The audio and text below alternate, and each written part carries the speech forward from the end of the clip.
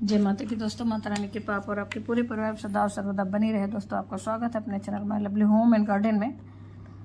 आज हम लोग बात करेंगे कृष्ण जन्माष्टमी से संबंधित 56 भोग क्या होते हैं, पूजा की सामग्री क्या होती, पूरी लिस्ट आपको अपडेट मिलेगी। दोस्तों पूजा का विधि क्या है तो जानते हैं हम लोग सारी चीज़ों के बारे में। ये वीडियो की जानकारी बहुत ही महत्वपूर्ण है, आप जरूर अंत तक देखें और कोई भी बात आपको उपयोगी लगे तो लाइक तो करना ना भूलें, अपने फ्रेंड्स और फैमिली में शेयर भी करना ना भूलें। आप मेरे चैनल पर नए हैं तो मेरे चैनल को सब्सक्राइब करें, बेल नोटिफिकेशन अवश्य से ही दबाएं जिससे आने वाली वीडियो की जानकारी आपको सर्वप्रथम प्राप्त हो सके। दोस्तों कोई भी प्रश्न या सुझाव तो कमेंट बॉक्स में आप लिख सकते हैं। दोस्तों चलिए आज की जानकारी हम लोग लेते हैं फटाफट से। श्री कृष्ण जन्माष्टमी भाद्रपद महीने की कृष्ण पक्ष की अष्टमी को मनाई जाती है। इसे गोकुलाष्टमी भी कहते हैं। इस साल ये त्योहार 6 और 7 सितंबर 2 दिन मनाया जाएगा। तो जानते हैं इसकी पूरी विधि और मुहूर्त। दोस्तों सनातन धर्म के अनुसार कृष्ण जन्माष्टमी का त्योहार विशेष महत्व वाला होता है। इस साल ये त्योहार और भी ज्यादा खास होने वाला है। दरअसल इस बार कृष्ण जन्माष्टमी पर वर्षों बाद बेहद दुर्लभ योग बनने जा रहा है। ज्योतिष विद्वानों की माने तो इस जन्माष्टमी ठीक वैसे ही योग बन रहे हैं जो भगवान कृष्ण के जन्म के समय बने थे। हिंदू धार्मिक मान्यताओं के अनुसार भगवान कृष्ण का जन्म भाद्रपद कृष्ण पक्ष अष्टमी को रोहिणी नक्षत्र में रात 12 बजे हुआ था। इस साल कृष्ण जन्माष्टमी पर अष्टमी और रोहिणी नक्षत्र दोनों का भी शुभ संयोग हो रहा है। ऐसा अद्भुत संयोग सालों बाद बन रहा है। बता दें इस बार कृष्ण जन्माष्टमी 6 और 7 सितंबर 2 दिन मनाई जाएगी, जिसमें गृहस्थ लोग 6 सितंबर को कृष्ण जन्माष्टमी का पर्व मनाएंगे और वहीं वैष्णव समुदाय के लोग 7 सितंबर को कृष्ण जन्माष्टमी मनाएंगे। दोस्तों पूजा का शुभ मुहूर्त होगा 6 सितंबर को श्री कृष्ण जन्माष्टमी पूजा मुहूर्त होगी रात 11:57 से लेकर देर रात 12:42 तक रहेगा और 7 सितंबर को जन्माष्टमी का पूजा का शुभ मुहूर्त होगा रात्रि 11:56 से देर रात 12:42 तक रहेगा। इस्कॉन में 7 सितंबर को जन्माष्टमी मनाई जाएगी। अष्टमी तिथि 6 सितंबर 2023 को दोपहर 3:37 से शुरू होगा। दोस्तों अष्टमी तिथि जो है समाप्त होगी 7 सितंबर 2023 की शाम 4:14 पर। रोहिणी नक्षत्र का प्रारंभ तो 6 सितंबर की सुबह 9:20 पर ही हो जाएगी। रोहिणी नक्षत्र की समाप्ति 7 सितंबर की सुबह 10:25 तक होगी।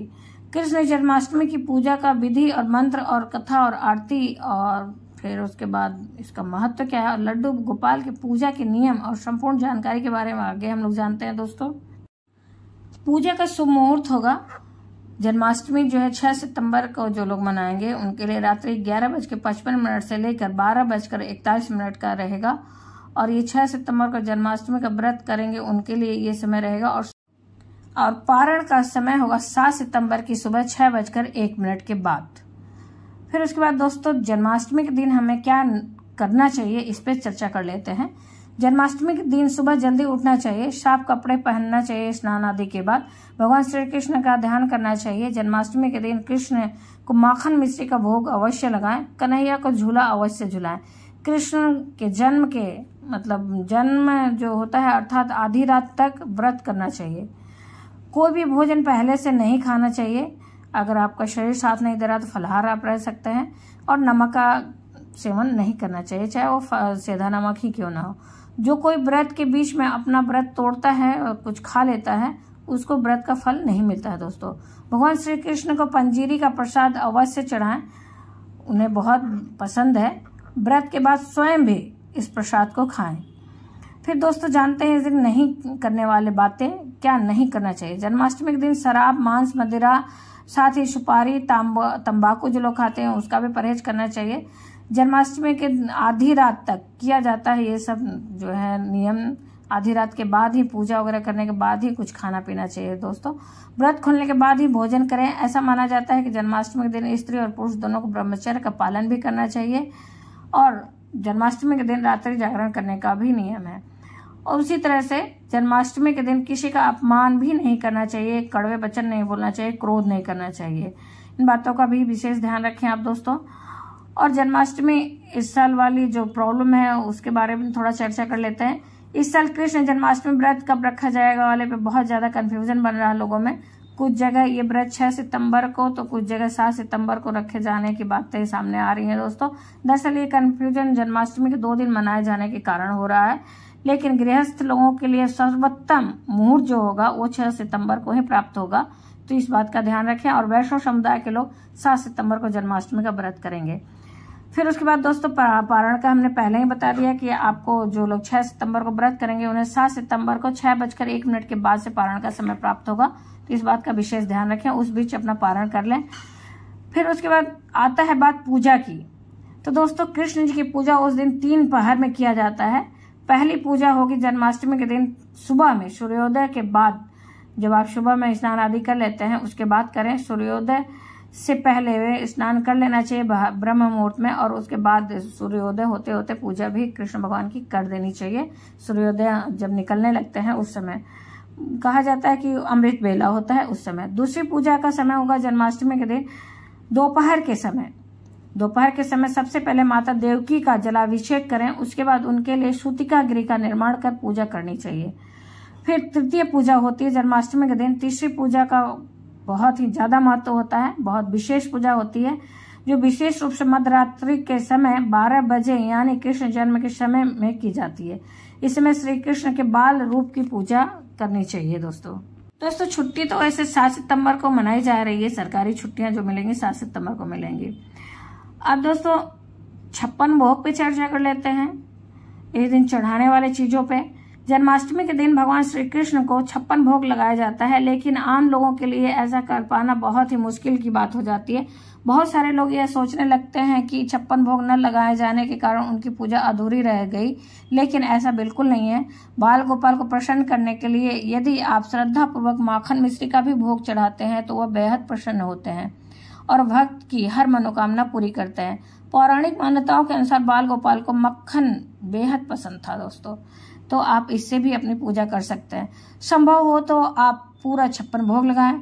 56 भोग के लिए हमें चाहिए क्या क्या होता है? लड्डू चाहिए होती है, साग चाहिए होते हैं, अघौना चाहिए, अचार चाहिए, अघौना का अचार चाहिए, मोट, खीर, भात, सूप, चटनी, कढ़ी, दही, शाक की कढ़ी, फिर रबड़ी, पापड़, फेनी, पूड़ी, खजला, घेवर, मालपुआ, थूली, लौंगपुरी, खुरमा, दलिया, परिखा, सौंफ युक्त बिलसारू, चोला, जलेबी, दही मक्खन, मलाई, मेशू, रसगुल्ला, पगी, महारायता, सिरखंड, शरबत, बाटी, फिर उसके बाद मोहन भोग, मतलब इस प्रकार से आप बहुत सारी चीज चढ़ा सकते हैं।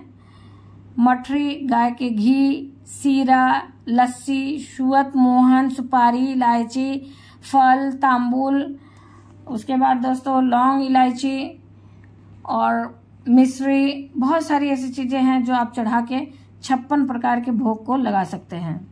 अब दोस्तों हम लोग जानते हैं पूजा की सामग्री। कान्हा जी की मूर्ति चाहिए हमें, झूला या सिंहासन, मोर पंख चाहिए, बांसुरी, गाय की प्रतिमा, बैजंती माला, तुलसी की माला, अबीर, गुलाल, सप्तमृतिका, इत्र, कलश, दीपक, धूप, फल, पीले वस्त्र, खड़ा धनिया की पंजेरी, माखन, मिश्री, लाल कपड़ा, तुलसी के पत्ते, आभूषण, मोर मुकुट, खीरा, रोली, गोपी चंदन, कुमकुम, अवरक, हल्दी, अक्षत, सप्तधान, आभूषण, मौली, रुई, कुशा और दुर्बा, पंचमेवा, गंगाजल, शहद, शक्कर, सुपारी, पान, सिंदूर, गणेश जी की जो होती है गौरी गणेश चाहिए, गणेश जी को अर्पित करने हेतु वस्त्र, अंबिका को अर्पित करने हेतु वस्त्र, नैवेद्य या मिठाई, छोटी इलायची, लौंग, धूप बत्ती, कपूर, केसर, नारियल, अभिषेक के लिए तांबे या चांदी का पात्र, पंचामृत, फूल, केले के पत्ते, माखन, मिश्री, तुलसी पत्ता, वस्त्र, चंदन और फूल, पंचामृत। ये चीजें बहुत ही खास होती हैं, ये सब चीजें अवश्य ही चाहिए इनकी पूजा के लिए। अब दोस्तों हम लोग जानते हैं कुछ खास उपाय जन्माष्टमी के दिन करना चाहिए सुख समृद्धि के लिए। श्री कृष्ण जन्माष्टमी के दिन लड्डू गोपाल को केसर मिश्रित दूध से स्नान कराएं। ऐसा करने से घर में सुख समृद्धि आती है दोस्तों। इस दिन राधा कृष्ण मंदिर में जाकर भगवान कृष्ण और राधा रानी को पीले रंग के फूलों की माला चढ़ाएं, इससे धन लाभ के योग बनेंगे। इसके अलावा भगवान कृष्ण को पीले रंग के कपड़े, पीले फल, पीली मिठाई भी अर्पित कर सकते हैं आप।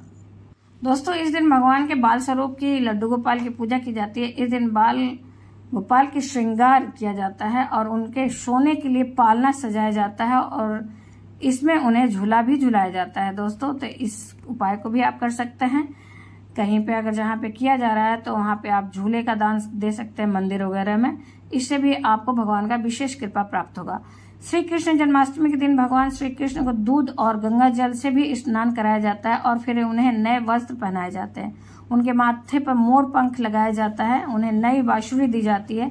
श्री कृष्ण को इस दिन उनके पसंदीदा भोग अर्पित किए जाते हैं, जिसमें तुलसी दल अवश्य ही डालें, वरना उनका भोग अधूरा रहेगा, वो भोग को ग्रहण ही नहीं करेंगे।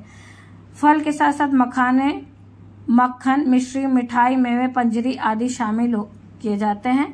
इस बात का विशेष ध्यान रखें। इन सब सारी चीजों को अर्पित करके भगवान का विशेष आशीर्वाद प्राप्त कर सकते हैं दोस्तों।